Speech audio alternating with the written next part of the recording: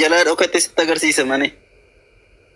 Hafuuraan qabu jechuudha. Kanaafuu asumaanuu hoolaatu hoolaa waaqessaa jira jechuudha. Abu Talhaa hoolaatu hoolaa waaqessaa jira amma. Ilma Waaqayyoo waaqessaa jira.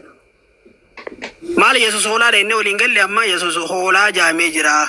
Hoolacha Waaqayyoo kan jedhame Yesuusi. Ilaa hoolicha Waaqayyoo kan jedhi beeksun. Isa cubbuun hojjenne kan abbaan dibee erge jechuudha. Amma ati hoolaadha Yesuus hoolaadha hoolaa lamatu wal waaqessaa jira inni fudhannaa galatoomi. Nabiyyuun natti himee waa'ee isaa. Sitti ni maayyee. Itti himaa natti himee karaan fayyinaa akkamidha simbiratti natti. Akka maayikii bal'adha maayikii. Waa'ee nabi Yesuusin gaafatti isin hima dhaggeeffadhu turuutti. Lammi dhagaa jirta miti? Akkattiin fayyu natti himi. Akkatti fayyitu jalqaba waa'ee nabiyyootaatiin asii eegala. Karaan fayyinaa karaa tokkicha karaa Rabbii qofaadha. Rabbi tokkicha jettee itti amanuudha. Waaqa tokkicha waaqessuudhaan akkanatti amantu. Karaa itti fayyuu dandeessu karaa sanaani.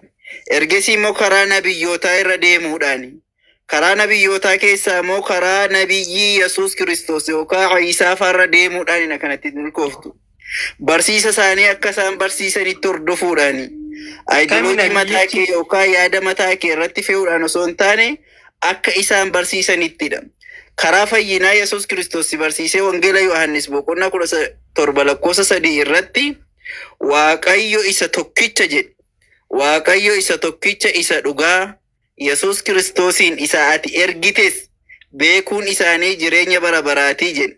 Waaqa tokkicha isa dhugaa beektee ergasii Yesuus Kiristoos isa waaqni sun ergemmoo yoo beekte jireenya bara baraa alhayaat al-abadiyyaa yookaan jireenya bara baraa argattaa sin jedha. Karaa ittiin fayyitu waaqa tokkicha waaqa tokko jettee jala deemtee isa hordofuudhaan Yesuus Kiristoosiin immoo nabiyyii Rabbiiti, ergamaa Rabbiiti, Rabbi ilmaan Israa'eliif isa filatee gara ilmaan Israa'elitti isa ergi jettee yoo itti amantee jette karaa ittiin lubbuun kee fayyuudha. Akka Yesuus Kiristoositti barsiisaa ture jala yoo deemte karaa fayyinaa keeti. Yesuus Kiristoos Wangeela Yohaannis boqonnaa 5:30 irratti maal jedhaa? Ani humna kootii waan tokko gochuu hin danda'u jedha humna kootiin. Akkan dhagahetti nan murteessa yookaan nan farada. Firdi ani faradu qajeelaadha. Ani yaada koo duukaa hin deemu. Akka lammi kana Yesuus. Kan faradu eenyu daree? Qoy dhaggeeffadhu. Kan faradu. Qoy dhaggeeffadhu sagalee Waaqayyoo sitti lallabaa jira. Wangeela biraa qabaatti banadhu. Lallabaa jedhaan ta'e. Waa'ee kootii wangeelma tura gaanaa baafuma basaatiif jedhu. Dhaggeeffadhu obboleessa kiyya. Ragaa sitti ta'e. Dhaggeeffadhu. Ani yaada koo duukaa bu'uu hin barbaadu yaa sadda sana ergee duukaan bu'a malee jedha. Akka lammii kanaa waan barbaade akka yaada isaatti hin deemu Yesuus Kiristoos. Yaada gooftaa tokkicha isa ergee jala deema. Wangeela Yohaannis boqonnaa. Eenyutu farada? Abbuyyee. An faradu an ammoo deebi achumatti. Achumatti immoo firdiin kiyya immoo sirriidhaa deebi. Maal jechuudha ree? An faradu. Dhaggeeffadhu la siin dubbisa. Moo siin banaan dubbista? Afaan Oromoo qubee dubbisu beektaa? Lammi. Hin dubbisa. Qubee dubbisuu ni beektaa? Sirriitti dandeessaa? Laakii? Yaa. Dingata beekamu jedhanii.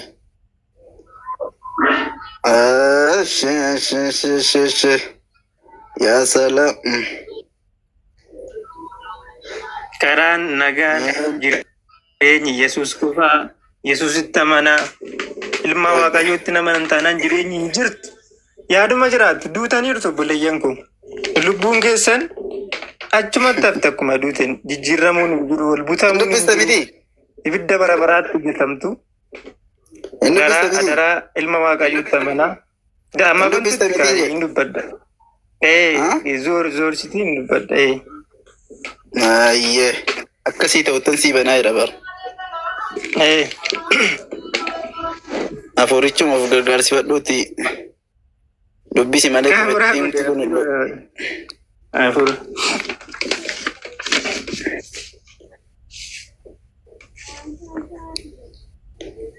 mee dubbisi mee kana Ol buuti sirriitti.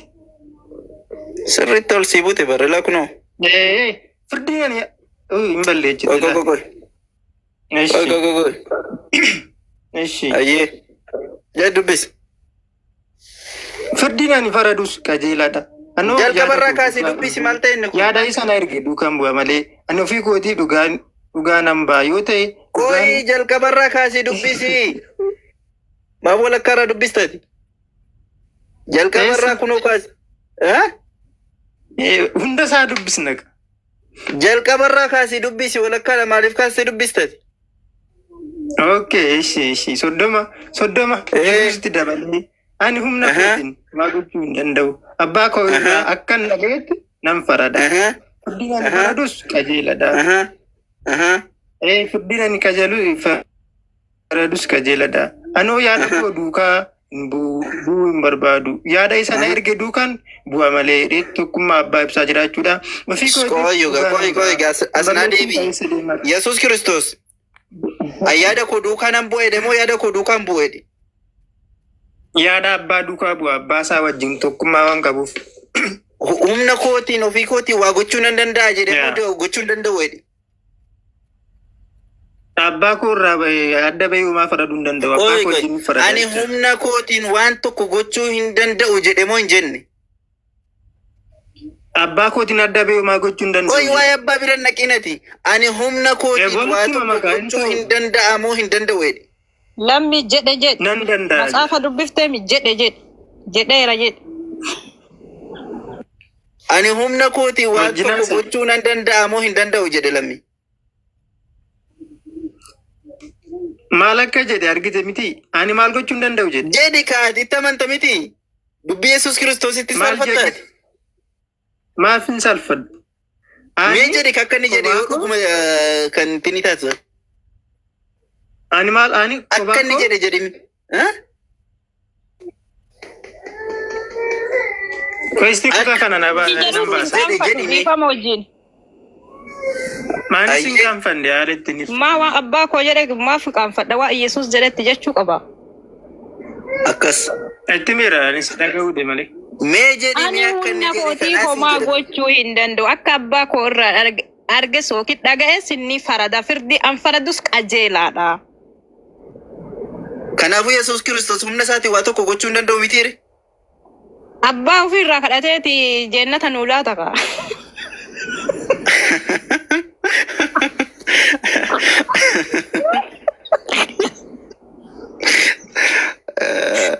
ofii isaatiin waan tokko gochuu hin danda'u Hin koosta miti.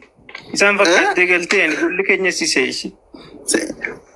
isa ofii isaatiin waan Maal tokko gosa gochuu waan hin maxaafa danda'u irraatiin milisaare osoo argu ijji kiyya argu boruu na faradama akkasi firdiin kun. wallahi Osoo argu akkasi wallahi rabbi si babanu ammayyu jabaan maal waliin dubbisaarraa mee isaan kunoo kitaaba fuudhanii nu afoo qabanii irraa dubbisaarraa akkamiin milisuu dandeenya? dubbii waaqayyootti dabaluu fi irraa hir'isuun dabsuun hin Ani danda'amu abadan gargaaraallee hin jiru bar waan dhugaa jirtu dhugaa irra hundaa'u. Soba Dubbii waaqayyoo yeroo hubattu immoo ilaa dubbii waaqayyoo yeroo dubbattu immoo konseptii wanti jedhamu jira. Akka itti hubachuu qabdu. Abbo deema akkanuma abbo haasaa tokko tokko hangana girdi callaa adda baasuu edda booda isin yaasaa qoy argattani gudii keessan. Dhiisati. Ati deemi muutii godhadhuuti taayi. Ustaaziif saasaa Akkas wayyaa. lammi bakka khalas taayitii dhaggeeffadhu baradhu mootii qabadhuuti urjii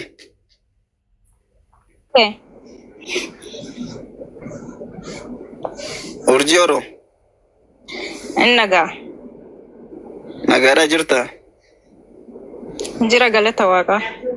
Naam. ati muslima moo akkam Na wallaaltanii yoo adha shaffanadhee dhufe. dingata shahaadaa qabattee deemi Lakka hin qabanne. ayyee Yesuus Kiristoos maalidha إرجما ربيت. الله أكبر الله أكبر.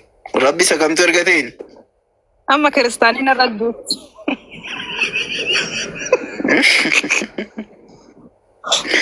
إنه ويو ما نبغى نقول نقار جنو إجازام نمو دول أنا رحمة نقولتني نقابة مالي. أكاسي والله أكاسي. إنه فاقوا يروتك. حيا أستاذ إبسا.